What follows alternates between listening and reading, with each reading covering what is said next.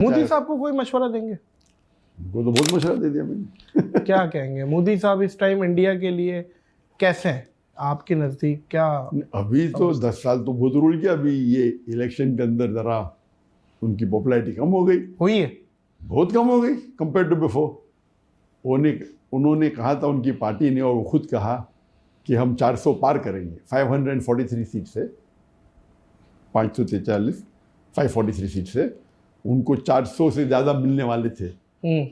अल्लाह की मदद से 50% भी नहीं मिले उनको। पहले इलेक्शन में 50 से ज़्यादा मिले थे, 52-53% विद कोएलिशन हो गए थे। फर्स्ट इलेक्शन 2014 की बात कर रहा हूँ मैं। डायरेक्ट अल्हम्दुलिल्लाह उनकी पार्टी अकेले 50% क्रॉस की, 54 या 55%, एंड विद कोएलिशन 59 हो गई थी। 2019 में अकेले उनकी पार्टी 58%, 59 हो गई, विद कोएलिशन कुछ 64-65 के ऊपर हो गई। तो इस टाइम बोले अकेले बीजेपी 400 पार मतलब over 2/3 majority alone BJP, not the coalition. तो 50% मिलने के लिए 272 सीट्स थे, 272 उनको मिले, कुछ उससे कम मिले, 250 ऐसे कम मिले उनको, और कोएलिशन के साथ वो 50% क्रॉस कर लिए, तो फिर से प्रधानमंत्री बन गए। लेकिन वो जो उनका रौब था, जो बढ़ते थे और लोगों ने खुदा मानने लगे, वो भी कम हो गया। इसीलिए जब उनके पास एब्सोल्यूट मेजॉरिटी होती और अगर कोएलिशन के साथ 2/3 होती, कुछ भी कर सकते, सही मनमानी कर सकते, कॉन्स्टिट्यूशन से खिलवाड़ कर सकते। और सबसे बड़ा खिलवाड़ उन्होंने किया, वो 370 आर्टिकल को उनने बैन कर दी, निकाल दी, और कश्मीर की आज़ादी उसको हटा दिया। और उस वक्त ये चल रहा था, जब 370 निकालने के पहले, कुछ महीने पहले, उनने अपने एक सबॉर्डिनेट, एक एमिसरी इंग्लिश में बोलते, एक आदमी को भेजा मुझे मिलने के लिए मलेशिया में। तो मिलना चाहते थे, मैं बोला कोई प्रॉब्लम नहीं। तो हमने 5 स्टार होटल में मुलाकात की इधर मलेशिया में, पुत्रजाय में। मैंने बोला आपको कौन भेजा है? तो बोला डायरेक्ट मुझे मोदी जी और अमित शाह ने भेजा, प्राइम मिनिस्टर और होम मिनिस्टर ने। ये कभी की बात है, 2018 जब ये 370 आर्टिकल निकला कश्मीर का, उसके कुछ महीने पहले। सही 18 था या 2018 तकरीबन, या 19 जो भी था। तो क्या बात हुई इसमें? उन्होंने कहा कि हम आपके हमारे बीच में दरमियान मिसअंडरस्टैंडिंग हटाना चाहते। सही। तो मैंने कहा मेरे हिसाब से अगर मुझे कोई दुनिया में मेरे फैमिली के बाद अच्छी तरीके से जानता है, वो आपकी इंटेलिजेंस है। मेरे फैमिली के बाद अगर मुझे कोई एकदम गहराई से जानता है, वो आप लोग हैं। मेरी ज़िंदगी तो एक ओपन बुक है, खुली किताब है। वो अलग बात है कि आपको मेरे काम पसंद नहीं आते, लेकिन मैंने कोई भी कॉन्स्टिट्यूशन का एक भी हिस्सा, I have not broken any law of Indian government. वो पैचअप करना चाह रहे थे आप? हाँ बिल्कुल सही। क्यों? तो बात तकरीबन हुई 5-6 घंटे तक। अच्छा। लंच भी किया अपने साथ में। तो बोले नहीं, आप इतने मशहूर है, हम आपके साथ होना चाहते हैं, हम चाहते आपको एकदम वापस इंडिया बुलाए, एकदम पूरे विद फुल, आप इतने मशहूर, आप इतना अच्छा काम कर रहे, आपकी नॉलेज क्या है दिन के बारे में, आप हिंदुज़म की नॉलेज रखते हैं, ब्ला ब्ला ब्ला। तो मैं बोला आप चाहते क्या है? बोले कुछ नहीं, हम चाहते ट्रैप तो नहीं था डॉक्टर साहब के, आए तो पकड़ लो अल्लाह वालों। अच्छा। तो मैंने बोला कि आप चाहते क्या है? नहीं, हम सिर्फ चाहते हैं कि हमारे ताल्लुकात अच्छे हो जाए। तो मैं उन्हें साफ कहा कि देखो, आप अगर मुझसे कुछ काम लेना चाहते हैं, मैं मेरे देश के लिए, मुल्क के लिए काम करने को तैयार हूँ। मेरी 2 शर्तें। एक शर्त है, जो आप मुझे कहेंगे वो कुरान और हदीस के खिलाफ नहीं होना चाहिए, नंबर 1 शर्त। अल्लाह और अल्लाह के रसूल की टीचिंग के खिलाफ नहीं होना चाहिए। और नंबर 2, मुझे आपके पैसे की जरूरत नहीं। अगर ये 2 शर्त लेना चाहते, मैं मेरे मुल्क के लिए हाजिर हूँ। फिर तो उन्होंने बोला वेरी गुड, नो प्रॉब्लम। तो गुफ्तगू हुई, काफ़ी गुफ्तगू हुई। आप चाहते क्या? नहीं कुछ नहीं, हम कोशिश करेंगे अभी आपको वापसी आने के लिए।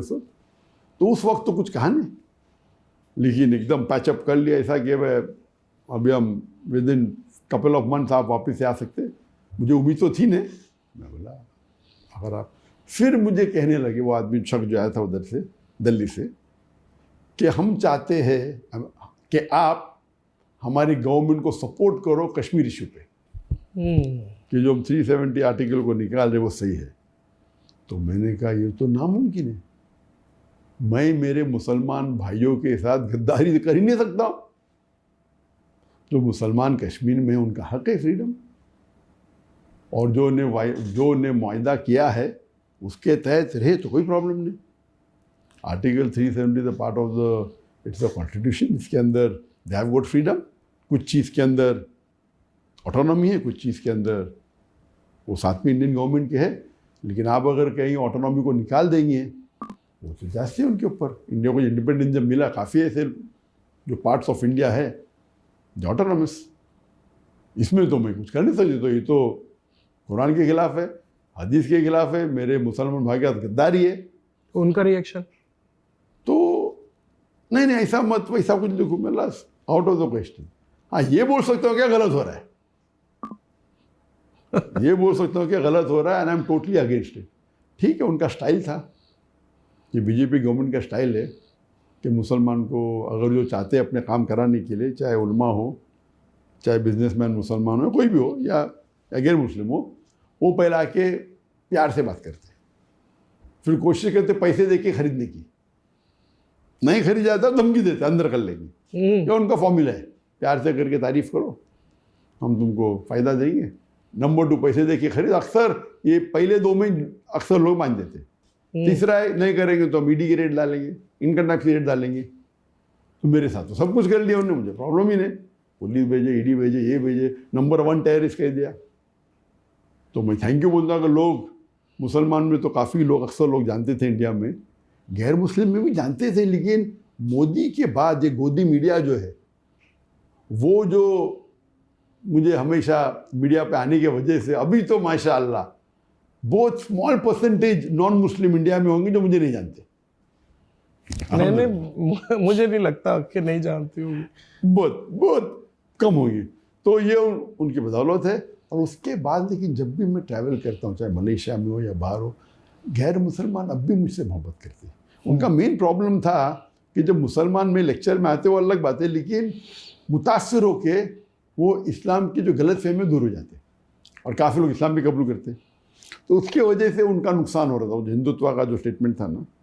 और फिर बाद में NEC एक्ट आ गया, वो बिल पास हो गया, वो चाहते थे उसके अंदर भी मैं सपोर्ट करूँ, मैं बोला आउट ऑफ द क्वेश्चन। वाह। तो उस टाइम क्योंकि हम वापस उस पहलू पे आते कि वो मेजॉरिटी में थे तो पास कर सकते थे, कर पार्लियामेंट में जाओ, कोई ऑपोजिशन ले नहीं सकता है, लीडर ऑफ अपोजिशन भी नहीं है। इंडियन पार्लियामेंट का रूल है, लीडर ऑफ अपोजिशन होने के लिए आपके पार्टी को कम से कम 10% सीट चाहिए। तो 543 में से 55 सीट्स अगर आपकी पार्टी को मिले तो आप लीडर ऑफ अपोजिशन बन सकते। 10 साल तक के कोई भी पार्टी को 55 सीट्स भी नहीं मिले तो लीडर ऑफ अपोजिशन था ही नहीं।